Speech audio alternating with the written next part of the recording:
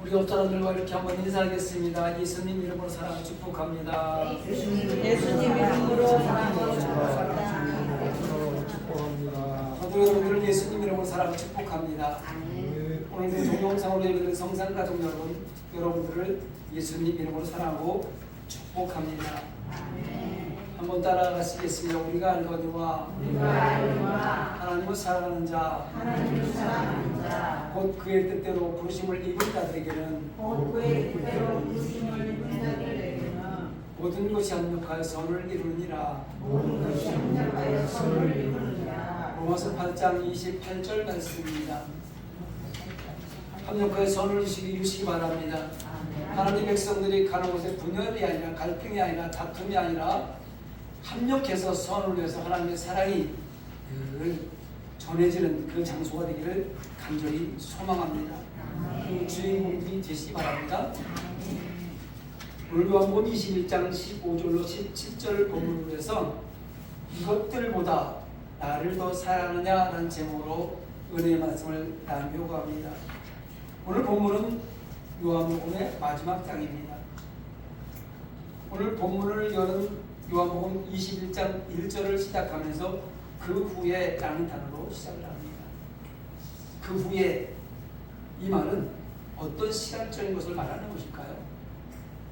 본문 앞쪽 기록된 20장에는 어떤 일이 있었을까요? 본문 앞쪽에 기록되었었던 일이 있은 후에 라는 뜻이지요. 20장을 보면 십자가 사건으로 죽음을 당하시고 무덤에 장사된 지 사흘 만에 부활하셔서 무덤은 빈무덤이 되었고 막달라 마리아에게 처음 나타나셔서 그가 막달라 마리아가 제자들에게 달려가서 부활의 주님을 만났다고 증언합니다. 근데 공관복음을 같은 내용을 찾아보면요, 이때 제자들이 이 말을 듣고요 특별한 반응이 나타나지 않아요. 베드로와 요한은 뛰어가서 무덤을 들여다보고 예수님이 안 계신 것을 보았음에도 불구하고 예수님이 살아나셨어요 이렇게 얘기하지 않고 특별한 반응을 나타내지 않습니다. 그리고 제자들에 나타나십니다. 첫 번째 제자들에 나타나셨을 때 도마가 없었죠. 그리고 도마가 의심을 하니까 여드루 회에 다시 도마가 있을 때 제자들과 함께 있었을 때 또 나타나셔서 믿음이 없는 도마를 책망하신 후에 이 뜻이에요. 그 후에 믿음이 없는 도마를 책망하신 후에 예수님이 두 번째 제자들을 만난 후에 부활의 예수를 만났지만 아직 두려움이 갇혀있을 때에 또 혹은 아직 의심의 안개가 거치지 않았을 그때 바로 그때를 시작하면서 21장을 시작하는 겁니다. 20장 1절과 2절에 보면요 고향으로 돌아온 일을 보면 제자들의 이름을 주기할 것 같지요. 그들은 무슨 마음이었을까요? 예수님이 살아나셔서 두 번씩이나 나타나셨는데 아무런 반응도 없이 고향으로 돌아가요. 그리고 두려움이 있습니다. 허탈감이 있습니다. 실망하고 있습니다. 절망감도 있습니다. 지금부터 내가 어떻게 해서 무엇을 해서 먹고 살아야 되나 이런 걱정도 있습니다. 왜? 3년 동안 예수님을 따라다녔잖아요. 했던 일도 다 놓았던 그런 상황 속에서 다시 고향으로 돌아와서 내가 무엇을 먹고 살아야 되나 이런저런 걱정이 있었을 때에 요한복음 21장 3절에 보면 시몬 베드로가 뭐라고 하냐면 나는 물고기나 잡으러 가노라 하니 그들이 우리도 함께 가겠다고 나가서 배에 올랐으나 그날 밤에 아무것도 잡지 못하였더니 이렇게 기록하고 있습니다. 아무튼 베드로와 함께 6명, 7명은요 먹고 살기 위해서 디베라 호수에 배를 띄웠습니다. 밤새 물고기를 잡으러 애썼지만 한 마리도 잡지 못했다고 성경이 기록하고 있습니다. 한 마리도 고기 잡지 못하고 빈 그물을 들어올리는 일을 수없이 반복하다 보니까 날이 새옵니다. 밤에 고기 잡으러 나가잖아요. 낮에는 고기들이 잘 안 잡히니까 바닷가에 가 사는 사람들 보면 잘 알아요. 밤에 새벽에 고기 잡으러 나간다고. 그렇게 날이 새어갈 쯤에 예수님이 오셔서 말씀합니다. 얘들아 고기가 있냐? 없어요. 그래? 배 오른편에 그물을 내려라. 근데 이게 웬일입니까? 물고기가 엄청나게 많이 잡힌 거예요.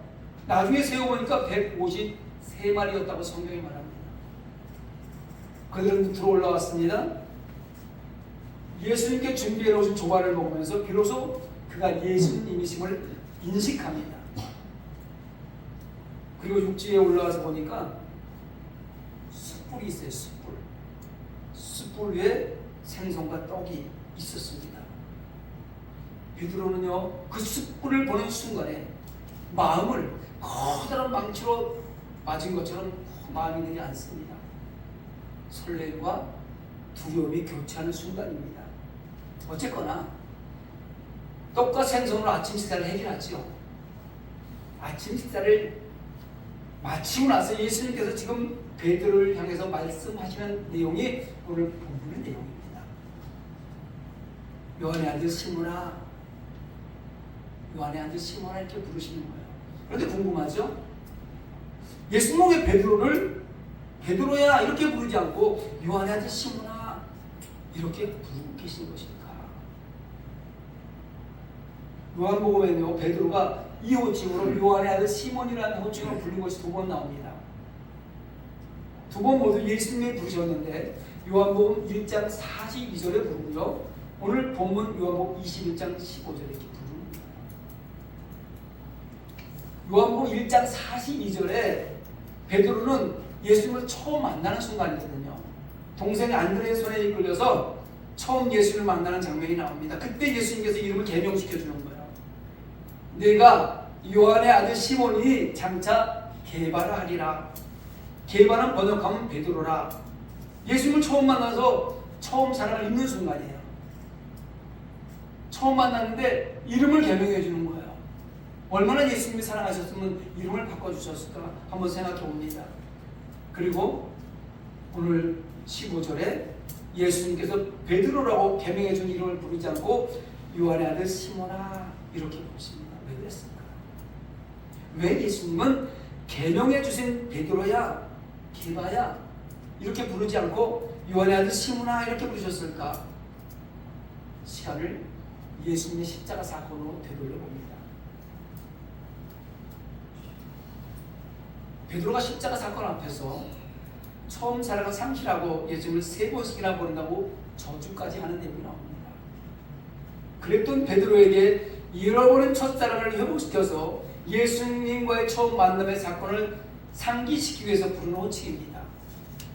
여러분, 지금 시집장가 다 가셔서 나이 먹어서 누가 내 이름을 불러주지 않을 때가 많죠. 누구 할머니, 누구 엄마, 뭐 조시래, 뭐 이렇게 부르죠. 저 시골에 가면요, 지금 제가 이 나이에 가도요, 저보다 연로하신 제가 어렸을 때 나를 보았던 어르신들이 저를 부를 때, 네가 저 굴다리 밖에 살던 조씨 막내 아들 재현이구나 이렇게 불러줄 때가 있어요. 조기현 씨 아들 맞지? 막내 아들 조재현이 맞지? 이렇게 어른이 불러줄 때, 그러면요 제 생각이 그때로 돌아가요. 어린 시절로 돌아갑니다. 그래서 그 동심의 세계로 돌아가요. 예수님께서 시몬의 아들, 요한의 아들 시몬아 이렇게 부르시는 이유는요, 처음 사랑 만났던 그 시간을 상기시켜 주는 거예요. 그리고 아직도 너는 약한 사람이다라는 것을 알려주는 겁니다. 요한의 아들 시몬아 이렇게 베드로를 부르시고는 예수님께 질문하잖아요. 내가 이 사람들보다 나를 더 사랑하느냐? 여러분, 베드로는 뭐라고 그랬어요? 반석이에요. 반석. 지금 요한의 아들 시몬이라고 부르는 이유, 베드로라고 부르지 않고 요한의 아들 시몬이라고 부르는 이유 중에 또 한 가지는 아직 반석 같은 믿음으로 성장하지 못했다는 걸 알려주는 거예요. 베드로한테. 아직 너는 어린아이라고 얘기하는 겁니다. 왜? 3번씩 그냥 도망갔잖아요. 여러분 어떻게 생각하세요? 다른 사람도 아니고 베드로에게, 반석이라고 이름을 개명해준 그 베드로에게 질문을 3번씩 하신 예수님의 의중을 어떻게 생각하십니까? 이 질문을요, 우리말로 번역해보면 2가지 의미 가운데 혼동될 소지가 있어요. 여러분 이 말씀 한번 자세히 들여다보세요. 베드로야, 내가 이 사람들이, 다른 제자들이 나를 사랑하는 것보다 내가 나를 더 사랑하느냐, 이 뜻일 수 있어요. 다시 말씀드립니다. 제자들도 예수님을 사랑하죠. 베드로도 예수님을 사랑하죠. 그런데 베드로에게 묻는 거예요. 네가 이 사람들이 나를 사랑하는 것보다 너는 나를 더 사랑하니? 이렇게 묻는 것이 첫 번째일 수 있고요. 두 번째 보면 베드로가 이 제자들을 같이 고기 잡던 사람들을 사랑할까요? 안 할까요? 사랑한단 말이에요. 그러니까 너는 이 사람들을 더 사랑하냐? 나를 더 사랑하냐? 이렇게 묻는 거란 말이에요. 두 번째는 이 사람들을 사랑하면서 나를 더 사랑하냐? 이렇게 묻는 거란 말이에요. 또 한 가지 번역할 수 있는 세 번째 가능성이 오늘 본문에 기록되어 있어요. 성경을 자세히 들어보면요, 오늘 본문 15절을 자세히 보세요. 이 사람들보다 라는 한글 이자 뒤에 뭐가 써있나요? 아라비아 숫자? 2가 써있죠. 아라비아 숫자 2자가 써있어요. 각주 번호라고 하는데 각주 번호가 붙어있고 그 각주를 해석해 놓은 그 성경 오른편 맨 밑에 나옵니다. 또는 것들보다 이렇게 기록하고 있어요. 무슨 뜻일까요? 이 사람들이 나를 사랑하는 것보다 또는 이 사람들을 사랑하는 것보다 둘 다 가능하다면 각주에 해석하고 있는 또한 것들보다 이 말은 무엇을 지칭하는 것일까 찾아봅니다. 그 자리에 시선 속에 들어오는 모든 것들, 시선에 들어오는 보여지는 모든 것들, 조금 전에 타고 고기를 잡으러 다니는 배, 고기 잡던 그물, 그리고 그 그물 속에 지금 담겨있는 153마리의 물고기, 예수님과 함께 먹던 떡과 고기, 그리고 등등 내 시선 속에 보여지는 세상을 살아갈 때 필요한 모든 것들, 이런 것들을 지칭하는 말이에요. 이것들보다 하라는 것은 내가 지금 느끼고 있는, 내가 지금 보고 있는, 나에게 지금 필요한 모든 것들보다 이런 뜻입니다. 지금 그것들은요, 지금 눈에 보이는 배, 그물, 기타 고기 잡는 도구들, 고기를 잡아서 먹고 사는 어부인 베드로에게는요, 전 재산일 수도 있고요, 베드로가 앞으로 가족과 함께 생계를 꾸려나가야 할 것들이며 베드로의 미래의 꿈일 수도 있습니다. 예수님을 3년 동안 따라다니다가 예수님이 십자가에 죽으신 사건을 보고 부활하신 예수님을 두 번이나 만났음에도 불구하고 고향으로 돌아가서 물고기를 잡고 있는 이유는 뭘까요? 먹고 살기 위해서. 먹고 살아야 되잖아요. 또 아이들이 있으면 아이들 교육도 시켜야 될 거 아니겠습니까? 허름한 집이 있으면 집도 좀 좋은 걸로 줘야 되고요. 이거는요, 베드로뿐만 아니라 함께하고 있는 7명 그 제자들이 보는 미래의 꿈일 수 있단 말입니다. 결국 예수님의 질문을 조금 깊이 들여다보면 이런 질문임을 알 수 있습니다. 베드로야, 너의 가족들, 이 동료 제자들, 너의 그 배, 그물, 너의 재산, 너의 생계, 너의 꿈, 그 모든 것보다 나를 더 사랑하느냐? 이 질문이에요. 만약에 본문의 인도에 따라 그렇게 읽을 수만 있다면 요한복음 21장의 경험은요, 베드로를 새롭게 만드는 또 하나의 기회가 되는 내용입니다. 여러분들께 혹시 그렇게 물음이 왔을 때 깨달음이 오면 여러분의 삶을 새롭게 바꾸는 그런 환경이 될 수 있다는 것입니다. 이 말을 들었을 때 가슴을 망치로 맞는 아픔을 느꼈을 겁니다. 그런데 야속하게도요, 예수님께서는요, 이 똑같은 질문을 몇 번 해요? 몇 번이요? 3번 해요. 3번. 3번씩 예수님께서 물으시니까 17절에 베드로의 똑같았던 대답이 변화가 생기기 시작합니다. 근심하여 이르되 너 나 사랑해? 너 나 사랑해? 너 나 사랑해? 3번 똑같이 물으면 나 사랑하는데? 정말 사랑하는데? 3번째 물으면 이게 의도가 뭐야? 이렇게 생각할 수 있잖아요. 생선을 먹고 있는 촛불을 보면서 대제사장이 뜰에 있었던 일이 생각납니다. 취입을 피해서 예수님이 십자가에 잡혀있나 도망갔다가 어떻게든 나 궁금해서 대제사장 뜰에 갔던 그 생각, 모닥불을 생각하면서 조마조마했던 베드로의 중심을 예수님 같은 힘을 세 번씩 하면서 무너뜨리는 거예요. 그때 그 순간에 베드로의 생각을 완전히 무너뜨리는 겁니다. 베드로 어떻게 했습니까? 십자가 사건을 말씀하셨을 때 절대 그런 일이 없습니다. 내가 지키겠습니다. 목숨을 다하겠다 큰절했던 그 자신감 넘치는 모습이 아닙니다. 베드로는요, 예수님 지키기도 호언장담했던 사람이에요. 그리고 그 가슴에는요, 예수님을 지키기 위해서 늘 칼 한 자루 품고 다녔던 사람이 베드로입니다. 그런데 그 칼로도 예수님을 지키지 못했을 뿐만 아니라 보잘것없는 작은 계집종 앞에서 예수님을 모른다고, 전혀 모르는 사람이라고, 끝내 세 번째는 저주까지 했었던 그 일이 생각나게 근심하는 거예요. 그 일이 막 떠오르는 거예요. 그래서 근심하여 이럴 때 이 소리가 나온 겁니다. 베드로는 실패한 자신의 모습에서 더 근심하면서 조심스럽게 말할 수밖에 없을 것입니다. 아시잖아요. 주여 모든 걸 아시오매, 이 뜻은요, 아시잖아요. 부족하고 연약한 내 모습 아시잖아요. 요한복음 21장을 기점으로 베드로는 전혀 다른 사람이 됩니다. 요한복음 21장이 끝나고 사도행전이 시작되죠. 사도행전에 등장하는 베드로는 칼을 지고 다니지 않습니다. 성령 받은 사람들은 칼이 필요 없습니다. 할렐루야. 하나님과 동행하는 사람들은 칼이 필요하지 않습니다. 총칼로 세상을 다스릴 수 없어요. 벨라 원정에서 블레셋과 전투에 등장하는 다윗, 그는 칼을 가지고 있지 않았었습니다. 사무엘상 17장 45절에 보면 다윗이 얘기합니다. 너는 칼과 창과 단창으로 내게 나아오면 나는 만군의 여호와 이름 곧 네가 모욕하는 이스라엘 군대 하나님의 이름으로 내게 나아가노라. 아멘.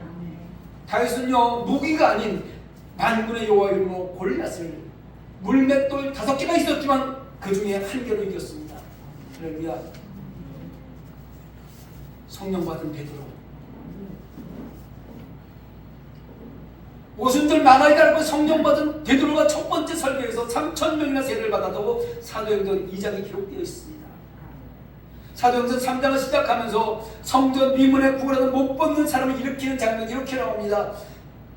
베드로가 이르되 은과 금은 내게 없거니와 내게 있는 이것을 내게 주노니 나사렛 예수 그리스도 이름으로 일어나 걸으라. 할렐루야. 못 걷는 사람에게 필요한 것이 은과 금이 아니에요. 은전 하나, 금전 하나로 그 사람이 구걸해서 몇 날 며칠은 살아갈 수 있습니다. 그러나 걷지 못하는 그에게는 나사렛 예수 그리스도의 그 이름이 선포되어지고 믿어져야만 걸을 수 있는 것입니다.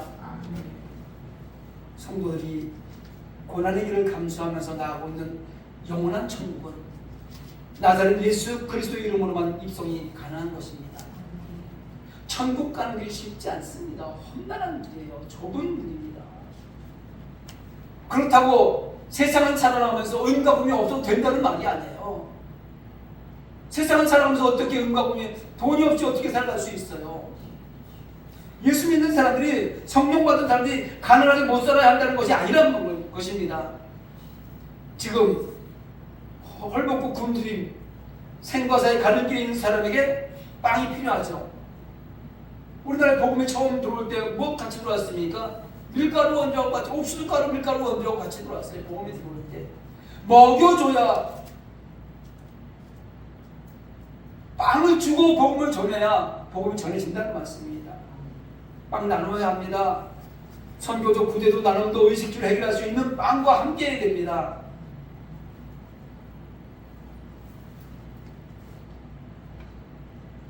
세상의 사람들이 제일 싫어하는 말이 뭔지 아세요? 지금 당장 해결할 수 있는, 의식주를 해결할 수 있는 방법이 없는데 예배 잘 드려, 교회 잘 나와, 기도해봐, 이런 소식이에요. 지금 당장 끼니를 해결할 수 없는 그런 상황 속에서 그 소리가 들어보겠습니까? 빵이라도 하나 사다 주고, 쌀이라도 몇 킬로 사다 주고, 먹을 반찬이라도 나눠주고, 그 마음이 열렸을 때 복음을 전해야죠.